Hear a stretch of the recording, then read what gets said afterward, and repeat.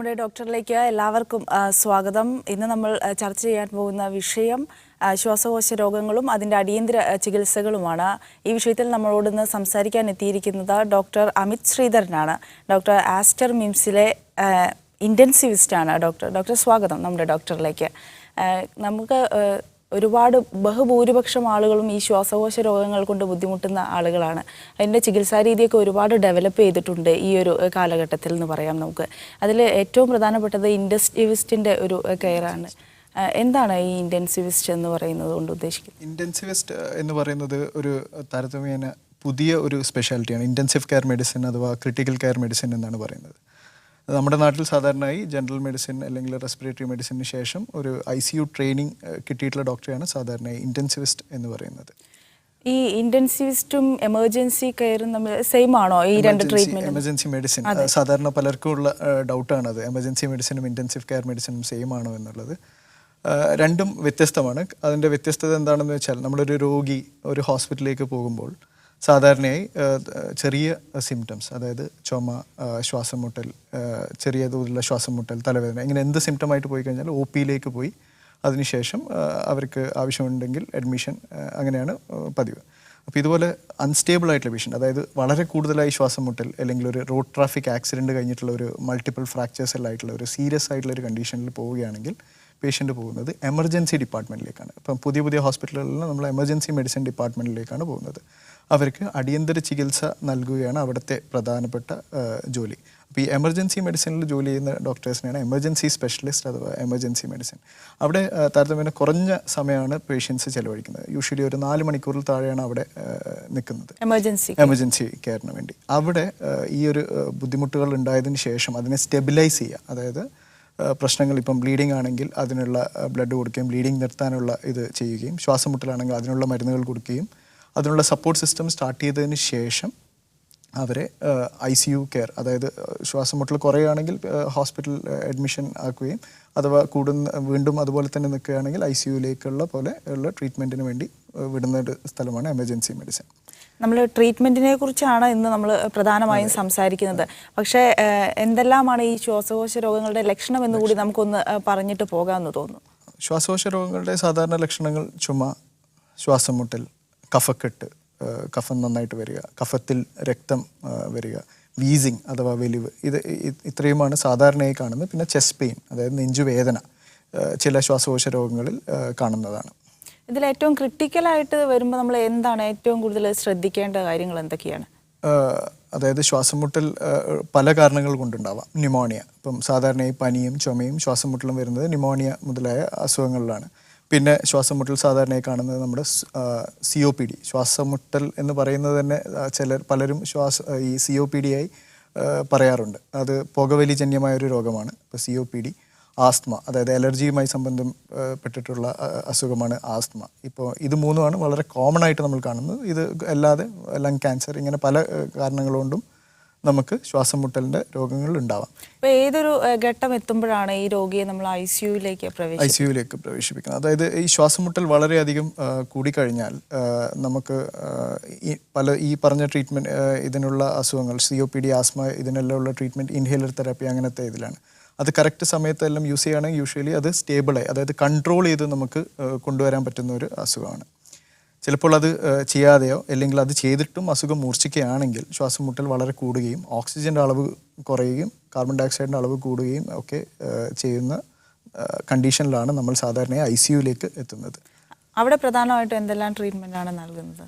അതായത് ICUയിൽ എത്തുന്നതിൻ്റെ മെയിൻ കാരണം respiratory failure എന്ന് പറയാം. റെസ്പിറേറ്ററി ഫെയിലിയർ എന്ന് വെച്ച് കഴിഞ്ഞാൽ നമ്മുടെ ശ്വാസകോശം രഹിതമാകുന്ന ഒരു കണ്ടീഷനിലാണ് നമ്മൾ റെസ്പിറേറ്ററി ഫെയിലിയർ എന്ന് പറയുന്നത്.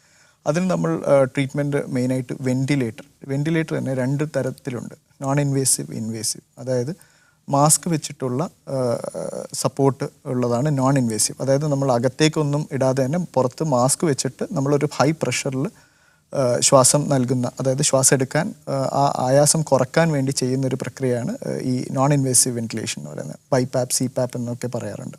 നമുക്ക് അതിലേക്ക് വരാം. അതിനു മുമ്പ് തൃശ്ശൂരിൽ നിന്നൊരു പ്രേക്ഷകൻ കൂടിയുണ്ട്, ലിജു ചോദിക്കാം ഡോക്ടറോട്.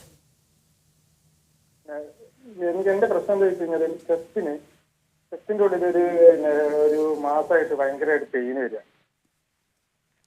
ചെസ്റ്റിൻ്റെ ഉള്ളിൽ mass. Hello Liju. Hello sir, പറയൂ. പിന്നെ എന്റെ ചെസ്റ്റിന്റെ ഉള്ളില് ഒരു മാസത്തിന് മുകളിലായിട്ട് പിന്നെ ഒരു ജസ്റ്റ് ഒരു പെയിൻ ഇങ്ങനെ വന്നോണ്ടിരിക്കുക. ഓക്കെ, എന്തോ മാസ്. ലെഫ്റ്റ് സൈഡിലാണ്. അതെ, മാസ് എന്താണെന്ന് എന്തോ പറഞ്ഞല്ലോ തുടക്കത്തിൽ. അല്ല, എനിക്ക് ഒരു കൊല്ലം മുമ്പ് ഒരു ആക്സിഡന്റ് ഉണ്ടായിരുന്നു. അപ്പൊ ചെസ്റ്റിന് പെയിനായിട്ട് ഇനിയിപ്പോ ആ പെയിനാണോന്ന് എഴുതിയിട്ട് ഇങ്ങനെ ഡോക്ടറെ കാണിക്കാതെ ഇങ്ങനെ ഇരിക്കുന്നു. ഓക്കെ, നിങ്ങൾ ചെയ്യേണ്ടത് ഒരു അടുത്ത് തന്നെ ഒരു ഡോക്ടറെ കാണുകയും ഒരു ചെസ്റ്റ് എക്സ്റേ എടുത്തു നോക്കുകയാണ് എത്രയും പെട്ടെന്ന് ചെയ്യേണ്ട കാര്യം. കാരണം ഒരു ചെസ്റ്റ് എക്സ്റേ എടുത്ത് ശ്വാസകോശ രോഗ വിദഗ്ധനെയോ അടുത്തുള്ള ഒരു ഡോക്ടറെയോ കാണുകയാണ് നിങ്ങൾ ചെയ്യേണ്ടത്. അതെ. വേറെ എന്തെങ്കിലും ശ്വാസം മുട്ടൽ കൂടുതലായിട്ടുണ്ടോ? ശ്വാസമുട്ട് കൂടുതലായിട്ട് ഈ ചെസ്റ്റിന്റെ ഉള്ളിലുള്ള ഒരു ജസ്റ്റ് ചുമക്കുമ്പോഴുള്ള പെയിന് അങ്ങനെ.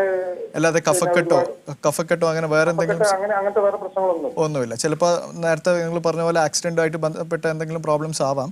പക്ഷെ എന്നിരുന്നാലും ഒരു ചെസ്റ്റ് എക്സ്റേ എടുത്ത് അടുത്തൊരു ഡോക്ടറെ കാണുകയാണ് നിങ്ങൾ ചെയ്യേണ്ടത്.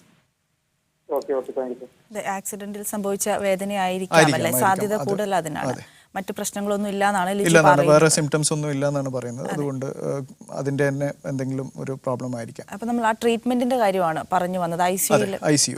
അപ്പം നമ്മൾ നോൺ ഇൻവേസീവ് വെന്റിലേറ്റർ, ബൈപാപ്പ് മുതലായ ട്രീറ്റ്മെന്റ് ആണ് പറഞ്ഞത്. അടുത്തത് ഇൻവേസീവ് എന്ന് പറയുന്നത് നമ്മുടെ തൊണ്ടയിലകത്തേക്ക് ശ്വാസമുട്ടൽ വളരെ കൂടിക്കഴിഞ്ഞാൽ നമ്മൾ തൊണ്ടയുടെ അകത്തേക്ക് ട്യൂബ് ഇറക്കി അതിലൂടെ കൃത്രിമ ശ്വാസോച്ഛ്വാസം നൽകുന്ന ഒരു പ്രക്രിയക്കാണ് നമ്മൾ മെക്കാനിക്കൽ വെന്റിലേഷൻ, ഇൻവേസീവ് വെന്റിലേഷൻ എന്ന് പറയുന്നത്. ഒരു പ്രേക്ഷക കൂടിയുണ്ട്, ശുഭ. തൃശ്ശൂരിൽ നിന്നാണ് ശുഭ വിളിക്കുന്നത്. ശുഭ, എന്താണ് പ്രശ്നം? ഡോക്ടറോട് ചോദിക്കാം. ശുഭ കേൾക്കുന്നുണ്ടോ? ഹലോ, പറയൂ മാഡം പറയൂ. ഹലോ. അതെ, വർക്ക് സ്വർണ്ണപ്പണിയാണ്. അപ്പോ ഈ ഗ്യാസിന്റെ അതുകൊണ്ട് ശ്വാസത്തിന്റെ ബുദ്ധിമുട്ട് വരുന്നു. ക്ലിയർ ആയില്ല മാഡം, ഒന്നുകൂടി പറയാമോ?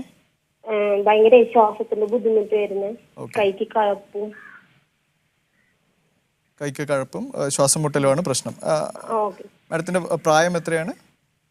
28. വേറെന്തെങ്കിലും അസുഖങ്ങളുണ്ടോ? വേറെ ഇപ്പൊ ഈ വർക്ക് ഇരുന്നിട്ടുള്ള വർക്കായ കാരണം ഗ്യാസിന്റെ ആണോ എന്താണെന്ന് അറിയില്ല, വളക്കണതിന്റെ ആണോ എന്നറിയില്ല. ശ്വാസം മുട്ടൽ എത്ര കാലമായിട്ടുണ്ട്? ഇപ്പം 2-3 വർഷമായിട്ടുള്ള ഈ വർക്കിന് കയറിയതിന് ശേഷം. അതെന്തെങ്കിലും നടക്കുമ്പോഴോ എന്തെങ്കിലും എക്സസൈസ് ചെയ്യുമ്പോഴാണോ അല്ലെങ്കിൽ കിടക്കുമ്പോഴാണോ അങ്ങനെ എന്തെങ്കിലും വ്യത്യാസങ്ങളുണ്ടോ? വർക്ക് ചെയ്യുന്ന ദിവസമാണ് കൂടുതൽ. വർക്ക് ചെയ്യുന്നതെന്ന് വെച്ചാൽ ആയാസമുള്ള ജോലി എന്തെങ്കിലും ആണോ ചെയ്യുന്നത്? അതായത് ഗോൾഡ് വർക്ക്, അതായത് ചെയ്യുന്നുണ്ടാക്കലാണ്. എന്തെങ്കിലും അലർജി അതുപോലുള്ള എന്തെങ്കിലും പ്രശ്നങ്ങളുണ്ടോ? ഈ പൊടി അലർജി പോലുള്ള എന്തെങ്കിലും, അതായത് എന്തെങ്കിലും പൊടിയോ അതിനോട്? പൊടിയോട് കൂടിയാന്ന് തോന്നുന്നു ശ്വാസമുട്ടലും ഈ കൈ കഴപ്പും വരുന്നുണ്ട്. വേറെ സന്ധിവേദനയോ അങ്ങനെ എന്തെങ്കിലും അതിന്റെ കൂട്ടത്തിലുണ്ടോ?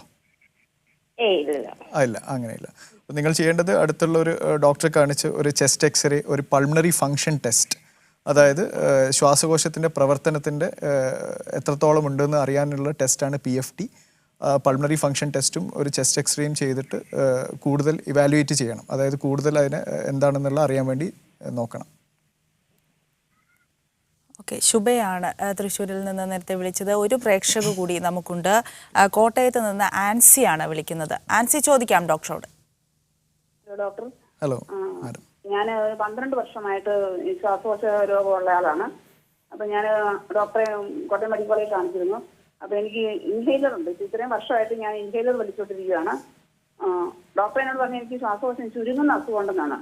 2 നേരവും ഡിജിഹൈലർ 400 ആണ് ഇപ്പോൾ വലിക്കുന്നത്. പക്ഷെ അത് വലിച്ചാലും എനിക്കിപ്പം അത് ശരിയായിട്ട് മാറുന്നില്ല.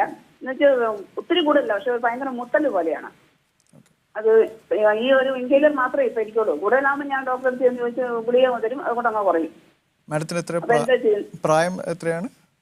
58 കഴിഞ്ഞു. 58 കഴിഞ്ഞു. ഇപ്പൊ 12 വർഷമായി ശ്വാസം മുട്ടൽ ഉണ്ടെന്നാ പറയുന്നത്. ഡോക്ടർ പറഞ്ഞിട്ടുള്ളത് അലർജിയാണ് തുടങ്ങിയത്. അതിന്റെ ശ്വാസകോശം ചുരുങ്ങുന്ന അസുഖമാണ് ഉള്ളത് എന്ന് ഡോക്ടർ പറഞ്ഞു. അങ്ങനെയാണെങ്കിൽ അതിന്റെ എന്തെങ്കിലും പേരെന്തെങ്കിലും പറഞ്ഞിട്ടുണ്ടായിരുന്നോ? ILD അങ്ങനെ എന്തെങ്കിലും? ഇല്ല, പറഞ്ഞിട്ടില്ല. അപ്പോൾ നമുക്ക് അതത്ര ശ്വാസകോശം ചുരുങ്ങുന്ന അസുഖങ്ങൾ വേറെയുണ്ട്. ഇതുപോലെ അലർജി, ആസ്മ, COPD മുതലായ അസുഖങ്ങൾ വേറെയുണ്ട്. അപ്പം നിങ്ങൾ ചെയ്യേണ്ടത് ഇപ്പോൾ ഉള്ള ഇൻഹേലേഴ്സ് കണ്ടിന്യൂ ചെയ്യുക. ഇടയ്ക്ക് പൾമണറി ഫങ്ഷൻ ടെസ്റ്റ്, അതായത് ശ്വാസകോശത്തിൻ്റെ പ്രവർത്തനം ചെയ്തിട്ടുണ്ട്. അത് ഇടയ്ക്ക് ഒരു വർഷത്തിലൊരിക്കലെങ്കിലും അത് ചെയ്തിട്ട് അതിൽ ഇമ്പ്രൂവ്മെൻ്റ് ആണോ അല്ലെങ്കിൽ അത് താഴോട്ടേക്കാണോ പോകുന്നതെന്നുള്ള നോക്കുക. അതുകൂടാതെ വ്യായാമം ചെയ്യുക, എക്സസൈസുകൾ, റെസ്പിറേറ്ററി എക്സസൈസുകൾ ചെയ്യാം. ശ്വാസകോശത്തിനുള്ള ഏറ്റവും ബെസ്റ്റ് എക്സസൈസ് വ്യായാമം നടക്കുക തന്നെയാണ്. അങ്ങനത്തെ എക്സസൈസുകൾ ചെയ്യുക. അങ്ങനെയുള്ളപ്പോൾ ഇതിന് കുറച്ചും കൂടി ഒരു വ്യത്യാസം കിട്ടും. പിന്നെ ഇടയ്ക്ക് ചെസ്റ്റ് പെയിൻ ഉണ്ടായിരുന്നു. അപ്പൊ കാണിച്ച് TMT ടെസ്റ്റ് ഒക്കെ നടത്തിയിരുന്നു. കുഴപ്പമില്ലെന്ന് പറഞ്ഞു. ഓക്കെ, അപ്പം ഹാർട്ടിന് അതെ, മനസ്സിലാക്കേണ്ടത് ഹാർട്ടിൻ്റെ പ്രശ്നങ്ങളൊന്നുമില്ല, കൂടുതലായിട്ടും ശ്വാസകോശത്ത് തന്നെയാണ് പ്രോബ്ലം. പക്ഷെ അതെന്താണെന്നുള്ളത് ഒരു എക്സ്റേ അല്ലെങ്കിൽ ഒരു CTO എടുത്തിട്ടായിരിക്കണം ഈ ചുരുങ്ങുന്ന രോഗമാണെന്ന് പറഞ്ഞിട്ടുണ്ടാവുക. അപ്പൊ കൂടുതൽ ശ്രദ്ധിക്കേണ്ട എന്തെങ്കിലും ആവശ്യമുണ്ടോ ഡോക്ടറെ? കൂടുതൽ ശ്രദ്ധിക്കേണ്ടത് ഈ ഇൻഹേലർ കണ്ടിന്യൂസ് ആയിട്ട് യൂസ് ചെയ്യുക. കൂടുതൽ സിംറ്റംസ് വരാതിരിക്കാൻ വേണ്ടിയിട്ടാണ് അത്. കൂടുതൽ സിംറ്റംസ് വരുന്തോറും അസുഖം കൂടുതൽ മോശമാവുകയാണ് ചെയ്യുക. അപ്പോൾ ഇൻഹേലർ കണ്ടിന്യൂ ചെയ്യുക. വേറെ ഈ PFT വർഷത്തിലൊരിക്കലെങ്കിലും മിനിമം ചെയ്തിട്ട് അതിൻ്റെ പ്രോഗ്രസ് നോക്കുക അസുഖത്തിൻ്റെ. ഓക്കെ, ഒരു പ്രേക്ഷകൻ കൂടി നമുക്കുണ്ട്. രവീന്ദ്രനാണ്, കൊട്ടാരക്കരയിൽ നിന്നാണ് രവീന്ദ്രൻ വിളിക്കുന്നത്. രവീന്ദ്രൻ ചോദിച്ചോളൂ ഡോക്ടറോട്. ഹലോ സർ, പറയൂ സർ. ഹലോ, പറയൂ സർ. എൻ്റെ പേര് രവീന്ദ്രൻ എന്നാണ്. പറഞ്ഞോളൂ. എനിക്ക് 57 വയസ്സുണ്ട്. Okay, doctor. ഹലോ. പറഞ്ഞോളൂ. അതെ, ഒരു പ്രശ്നമുള്ളത് എന്താന്ന് വെച്ചാലേ, ഈ ചില ദിവസങ്ങളിൽ എനിക്ക് കഫം കൂടുതലുണ്ടാവുന്നുണ്ട്. ഓക്കെ, നേരത്തെ ശ്വാസം മുട്ടൽ ഉള്ള ആളാണോ? ഇല്ല, അങ്ങനൊന്നുമില്ല. ശ്വാസം മുട്ടല് അങ്ങനെയുള്ള കാര്യങ്ങളൊന്നും. പുകവലി ഉള്ളതാണോ? പുകവലി അല്ല, അല്ലാതെ എല്ലാ എനിക്കുണ്ട്. ഓക്കെ. കഫം എങ്ങനെയാ? സാധാരണ എല്ലാരും ചുമച്ചിട്ടല്ലേ കഫം കളയുന്നത്? അതെ. ഞാൻ കഫം അങ്ങനെയല്ല, ഞാൻ ഓർക്കാനിച്ച് കഫം കളയുന്നു. മൂക്കിൽ എന്തെങ്കിലും മൂക്കടപ്പോ അങ്ങനെ എന്തെങ്കിലും കൂടുതൽ ഉണ്ടാവാറില്ല? അങ്ങനെയൊന്നുമില്ല. മദ്യപാനം ഉണ്ടോ? അതുണ്ട്. ഈ അതുകൊണ്ടാണ് പറഞ്ഞത്, മറ്റുള്ള കാര്യങ്ങളുണ്ടെന്ന് പറഞ്ഞത്. ഓക്കെ. ഈ വയറ്റിലെരിച്ചിൽ അങ്ങനെ എന്തെങ്കിലും ഉണ്ടാവാറുണ്ടോ? നെഞ്ചരിച്ചിൽ? ഞാൻ ഒരു നേരമൊക്കെയാണ് ഭക്ഷണം ഇപ്പൊ കഴിക്കുന്നത്. എനിക്ക് കൂടുതൽ തോന്നുന്നത് അതൊരു ഡൈജസ്റ്റീവ് ട്രാക്ട്, അതായത് നിങ്ങളുടെ വയറ്റിലുള്ള ഉദര രോഗം പോലെയാണ് കൂടുതലായിട്ടും തോന്നുന്നത്. ഒരു ഗ്യാസ്ട്രോ ഇസോഫേജിയൽ റിഫ്ലക്സ് എന്ന് നമ്മൾ പറയുന്ന ഒരു അസുഖം പോലെയാണ്. ചില എല്ലാ ദിവസവും ഇല്ല, ചില ദിവസങ്ങളിൽ. അല്ല, ചുമയോ നെഞ്ചുവേദനയോ അല്ലെങ്കിൽ ചുമയൊന്നും ഇല്ലല്ലോ? അതെ, ചുമയല്ല. അതെ, ഓർക്കാനിച്ചിട്ടുള്ള പ്രശ്നം സാധാരണ ഉദര രോഗത്തിലാണ് കാണുന്നത്. ഈ ഒരു ശ്വാസകോശവുമായിട്ട് ബന്ധം ഉണ്ടാവാൻ സാധ്യതയില്ല. നിങ്ങളൊരു മെഡിസിൻ ഡോക്ടറെ കാണിച്ചിട്ട് പിന്നെ മദ്യപാനം നിർത്തുക, അങ്ങനത്തെ കാര്യങ്ങൾ ചെയ്താൽ ശരിയാവുന്ന പ്രശ്നമേ ഉള്ളൂ എന്നാണ് എനിക്ക് തോന്നുന്നത്. അതെ, രവീന്ദ്രൻ മറുപടി കേട്ട് കാണുമെന്ന് വിചാരിക്കുന്നു. ഓക്കെ, ശരി, നന്ദി വിളിച്ചതിന്. ശ്വാസകോശ രോഗങ്ങളും അടിയന്തര ചികിത്സയും എന്ന വിഷയമാണ് നമ്മൾ നമ്മുടെ ഡോക്ടറിൽ സംസാരിക്കുന്നത്. ഒരു പ്രേക്ഷക കൂടി നമുക്ക് ഉണ്ട്, സഫിയത്ത്. കായംകുളത്ത് നിന്നാണ് സഫിയത്ത് വിളിക്കുന്നത്. സഫിയത്ത്, എന്താണ് സംശയം? ചോദിച്ചോളൂ ഡോക്ടറോട്. സഫിയത്തിൻ്റെ കോൾ കട്ടായിട്ടുണ്ടെന്ന് തോന്നുന്നു. സാബിത്ത് ഉണ്ട് കോഴിക്കോട് നിന്ന്. സാബിത്ത്, ചോദിക്കാം ഡോക്ടറോട്. സാബിത്ത്, കേൾക്കാമോ? കേൾക്കാം. ചോദിച്ചോളൂ. ഡോക്ടറെ, ഞാൻ രാവിലെ ഏതെങ്കിലും സമയത്ത് ഭക്ഷണം കഴിക്കുമ്പോൾ ഗ്യാസ് കൊടുക്കുമ്പോൾ ഒന്നും ഇറങ്ങുന്നില്ല വയറ്റിലേക്ക്. എത്ര കാലമായി ഡോക്ടർ? പറയൂ.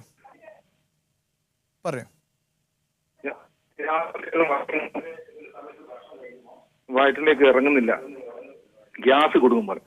ഓക്കെ, അതിന് ഇതൊരു ഉദര രോഗം പോലെയാണ് തോന്നുന്നത്. അതായത് ഈസോഫേഗസ്, നമ്മുടെ തൊണ്ടക്കുഴലിൻ്റെ ഒരു പ്രോബ്ലം പോലെയാണ് തോന്നുന്നത്. നിങ്ങളൊരു ഗ്യാസ്ട്രോ എൻട്രോളജിസ്റ്റ്, അതായത് ഒരു കുഴലിറക്കി പരിശോധന ആവശ്യമുണ്ടാവുമെന്നാണ് തോന്നുന്നത്. മറ്റെന്തെങ്കിലും പ്രശ്നങ്ങൾ ഉണ്ടാവാറുണ്ടോ ഇതല്ലാതെ?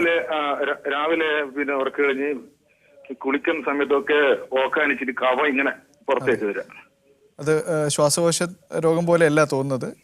കേട്ടിട്ട് ഒരു ഉദര രോഗം, അതായത് ഈ നമ്മുടെ അന്നനാളത്തിൻ്റെ പ്രോബ്ലം പോലെയാണ് തോന്നുന്നത്.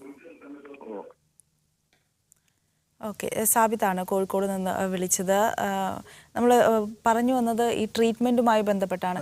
ARDS എന്ന് പറയുന്നത് ഭയങ്കര സിവിയർ ആയിട്ടുള്ള ഒരു അസുഖമാണെന്ന് കേട്ടിട്ടുണ്ട്. എങ്ങനെയാണ്? ARDS എന്ന് വെച്ചാൽ അക്യൂട്ട് റെസ്പിറേറ്ററി ഡിസ്ട്രസ് സിൻഡ്രോം എന്നതിൻ്റെ ഷോർട്ട് ഫോമാണ്. അത് ശ്വാസകോശത്തിൽ നീർക്കെട്ടുണ്ടാകുന്ന ഒരു കോംപ്ലിക്കേഷനാണ്. പല അസുഖങ്ങൾ, അതായത് ന്യൂമോണിയനെ പലതരമുണ്ട്. Viral pneumonias, bacterial. വൈറൽ നമ്മൾ കേട്ടിട്ടുണ്ടാവും, H1N1 അങ്ങനത്തെ വൈറൽ ന്യൂമോണിയാസ്, അങ്ങനെയുള്ള ന്യൂമോണിയകൾ. അതിൻ്റെ കോംപ്ലിക്കേഷനായിട്ട് ARDS വരാം. ARDS എന്ന് പറയുന്നത് വളരെയധികം ഓക്സിജൻ്റെ അളവ് രക്തത്തിൽ കുറയുന്ന ഒരു കണ്ടീഷനാണ് ഈ ഒരു ARDS എന്ന് പറയുന്നത്. അത് തന്നെ പല സിവിയറിറ്റി ഉണ്ട്. അതിൻ്റെ കാഠിന്യം അനുസരിച്ച് അതിനെ 3ആയിട്ട് തരംതിരിച്ചിട്ടുണ്ട്. അതിൽ മൈൽഡ് അല്ലെങ്കിൽ മോഡറേറ്റ് എന്ന് പറയുന്ന ആദ്യത്തെ 2 താരതമ്യേന ചികിത്സിച്ച് ഭേദമാക്കാൻ പറ്റുന്നതാണ്. എന്നിരുന്നാലും ഒരു കാലത്ത് വളരെയധികം മോർട്ടാലിറ്റി, അതായത് മരണം സാധ്യത കൂടുതലായിരുന്ന അസുഖമായിരുന്നു. ഒരു സമയത്ത് 80 മുതൽ 100% വരെ മരണം സംഭവിച്ചിരുന്ന ഒരു കോംപ്ലിക്കേഷൻ. ഇപ്പോൾ അത് ആക്ച്വലി ഒരു 30 മുതൽ 50% കുറക്കാൻ പറ്റിയിട്ടുണ്ട്. ഇപ്പോഴത്തെ ഈ ഇൻറ്റൻസീവ് കെയർ വെന്റിലേറ്റർ ചികിത്സകൾ രീതികൾ കാരണം പല ഇമ്പ്രൂവ്മെൻറ്റ്സും വന്നിട്ടുണ്ട്. അതിൽ ഈ സിവിയർ ARDS എന്ന് പറയുന്നതിൽ ഇപ്പോൾ പുതിയ ടെക്നോളജി, അതായത് സാങ്കേതികമായി വളരെ അഡ്വാൻസ്ഡ് ആയിട്ടുള്ള പുതിയ. നമുക്ക് അതിലേക്ക് വരാം. ഒരു പ്രേക്ഷകൻ കൂടിയുണ്ട്, ഹിലാൽ. പെരുമ്പാവൂരിൽ നിന്നാണ് ഹിലാൽ വിളിക്കുന്നത്. ഹിലാൽ, ചോദിക്കാം ഡോക്ടറോട്. പറയൂ സർ. ചോദിച്ചോളൂ ഹിലാൽ. ടിവിയുടെ സൗണ്ട് ഒന്ന് മ്യൂട്ട് ചെയ്ത് വെച്ചിട്ട് ചോദിച്ചോളൂ. എനിക്ക് ഭയങ്കര അലർജിയുടെ അസുഖം. എവിടെയാണ്? മൂക്കൊലിപ്പാണ്. ഹലോ, പറഞ്ഞോളൂ സാറേ. ഈ ഭയങ്കര അലർജി, പൊടിയെ എന്തൊരു സ്മെല്ല് കേട്ട് കഴിഞ്ഞാലും പൊടി ഒക്കെ ഭയങ്കര അലർജി ഉണ്ട് സാറേ.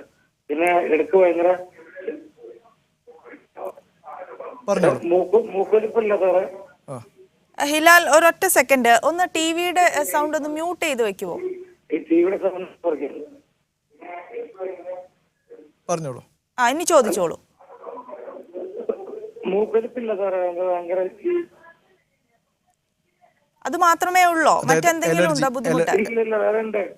പറഞ്ഞോളൂ.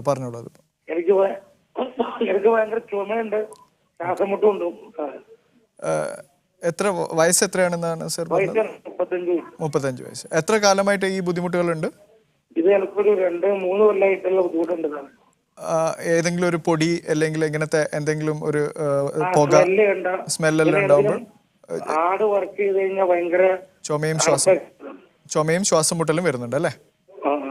നിങ്ങളുടെ കുടുംബത്തിൽ ആർക്കെങ്കിലും ഇതുപോലെ ഉണ്ടോ? അല്ലെങ്കിൽ ചെറുപ്പത്തിൽ നിങ്ങൾക്ക് തന്നെ ഇതുപോലെ ഉള്ള ബുദ്ധിമുട്ടുകൾ ഉണ്ടായിരുന്നു? ചെറുപ്പത്തിൽ അലർജി ഉണ്ട്. നിങ്ങൾക്ക് നിങ്ങളുടെ ഒരു പ്രോബ്ലംസ് കേട്ടിട്ട് തോന്നുന്നത് ഒരു അലർജി, ആസ്മ പോലുള്ള ഒരു രോഗമാണെന്നാണ് തോന്നുന്നത്.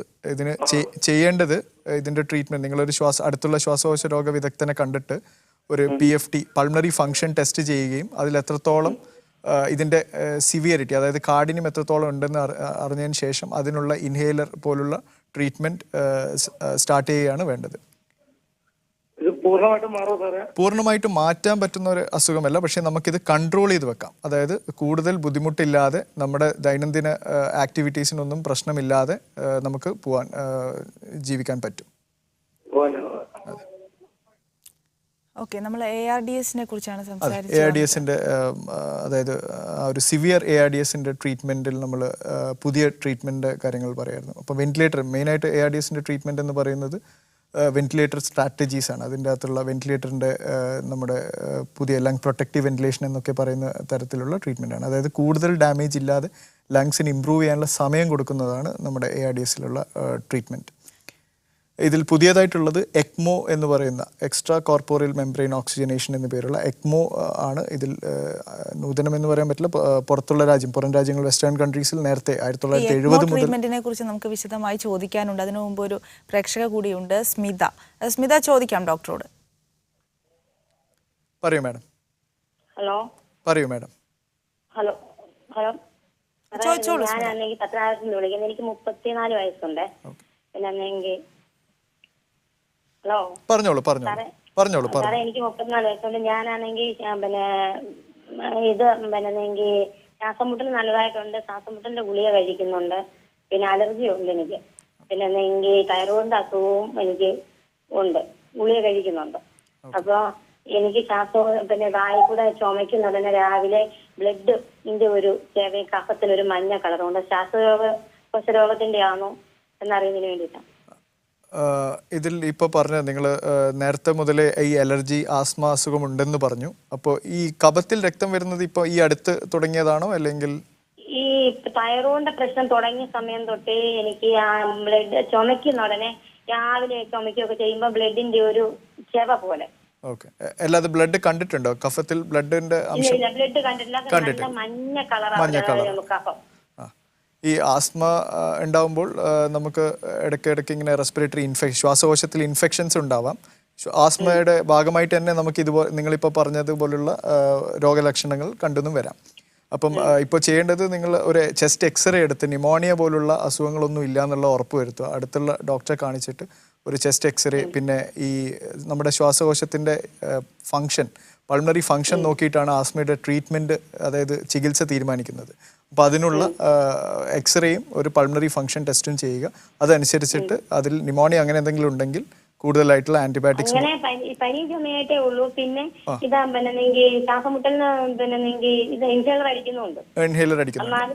അതെ, അടിക്കുന്നുണ്ടെങ്കിലും ഭയങ്കര ചുമയും രാത്രി ഭയങ്കര ശ്വാസമുട്ടലുമാണ്. അതെ, ഇൻഫെക്ഷൻസ്, അതായത് ഈ നമ്മുടെ ന്യൂമോണിയ പോലുള്ള എന്തെങ്കിലും ഇൻഫെക്ഷൻ ഉണ്ടോ എന്നുള്ളതൊന്ന് ടെസ്റ്റ് ചെയ്യണം. അതിനാണ് എക്സ്റേ എടുക്കാൻ പറയുന്നത്.